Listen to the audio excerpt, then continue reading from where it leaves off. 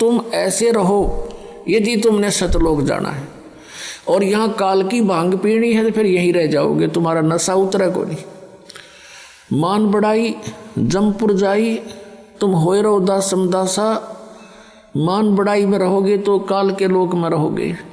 मान बढ़ाई छोड़ के परमात्मा में श्रद्धा बढ़ा के ज्ञान को आधार बनाकर इस सफर को तुम तय करो, बहुत आसानी से सफर तय होगा आपका।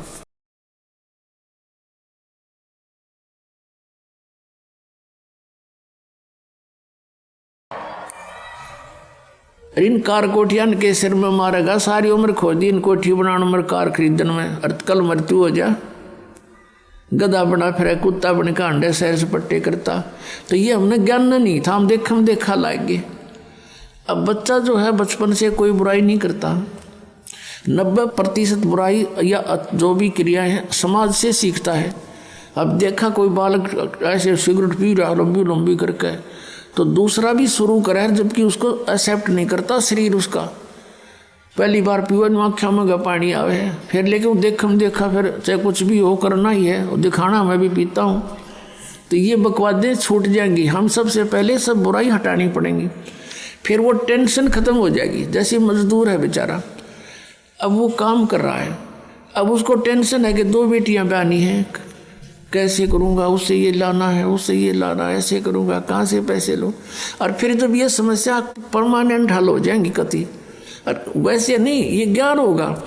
जैसे आप किसी से दहेज लेते हो तो वो दहेज कोई वैसे थोड़ा है, उसका पैसा आपके ऊपर ऋण हो गया, अगले जन्म में मनमाना उसका गधा बन कर देना पड़ेगा आपने। परमात्मा कहते हैं तुमने उस दरगाह का मैल नहीं देखा और धर्मराज के तिल तिल का लेखा, एक एक पाई का हिसाब करना पड़ता है वहाँ पर। तो हम क्यों सिर में दर्द करें, 2 रोटी खानी, 2 कपड़े चाहिए, सारे साल में कुर्ते पजामे, बस काम चल जाए। तो इस प्रकार हमने इतना नॉर्मल होना पड़ेगा, ऊंच विचार रखा, भगवान में श्रद्धा बढ़ाए रखकर, फिर भी किसी वस्तु की आपको आवश्यकता होगी, भगवान दूर नहीं। जैसे कल आपको कथा सुनाई थी कि परमात्मा अनंत कोट ब्रह्मांड के स्वामी एक झोंपड़ी में बैठ के और 120 वर्ष बिता के चले गए, 120 वर्ष, और कपड़ा बुनते थे अपने हाथ से, और उससे जो मेहनताना आता था उससे अपने परिवार का पोषण करते थे। परिवार उनका अपना कैसा था, एक मुंह बोले माता पिता थे 2, जो कमल के फूल से उनको उठा कर लाए थे, और एक पुत्र एक पुत्री थी जो मुर्दे जीवित किए थे, एक दरिया में बहता हुआ जा रहा था। शेख तकी एक धार्मिक गुरु था सिकंदर लोधी राजा का, उसको सोचा था कि ये शायद यूं ही मान ले, उसने शर्त रख दी थी कि कबीर कोई मुर्दा जिंदा कर देगा तो मैं इसको अल्लाह मान लूँगा। परमात्मा ने सोचा था यदि एक शेख तकी पूरे मुसलमान धर्म का वो हेड था भारतवर्ष का, कि यदि इसकी बुद्धि ठिकाने आ गई तो सब मुसलमानों को कह देगा तुम भक्ति कर लो, और इनके पास बढ़िया मार्ग है, ये परमात्मा आए हैं।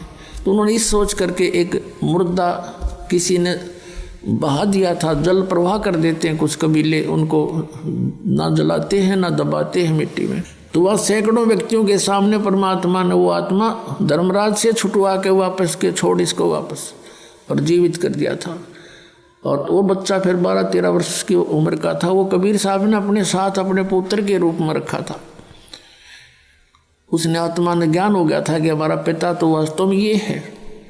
ऐसे उस शेख तकी की लड़की थी सिकंदर लोधी के धार्मिक गुरु की, वो कब्र में दबा रखी थी, मर चुकी थी। उसको फिर उसने दूसरी शर्त ये रख दी कि मेरी लड़की ने जीवित कर दे तो मैं मान लूँ। वो लड़का तो सदमे में था, वो तो जीवित ही था, वैसे ही तुक्का लग गया इसका, जब जानो मेरी पुत्री जो काफ़ी दिनों से कब्र में दबी पड़ी है इसको जीवित कर दे।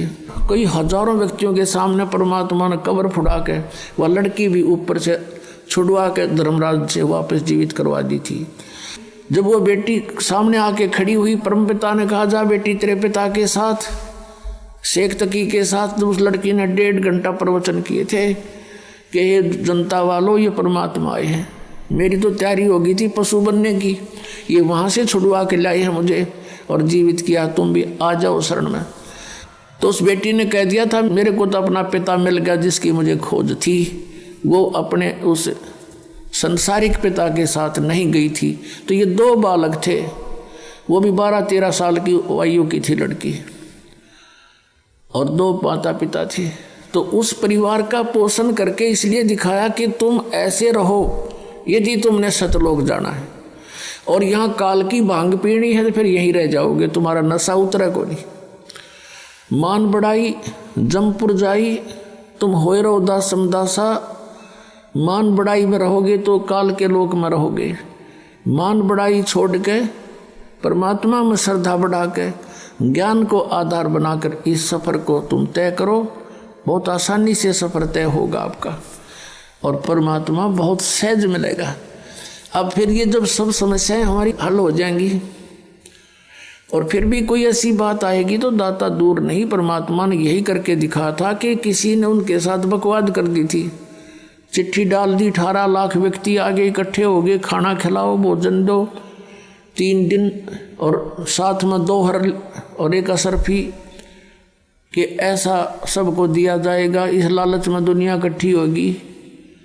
परमात्मा कहते हैं कि जैसे मैं बिल्कुल गरीब व्यक्ति था, ये दिखाया मालिक ने रिहर्सल करके, ट्रेलर दिखाया, लेकिन मेरी आस्था भगवान में दृढ़ थी।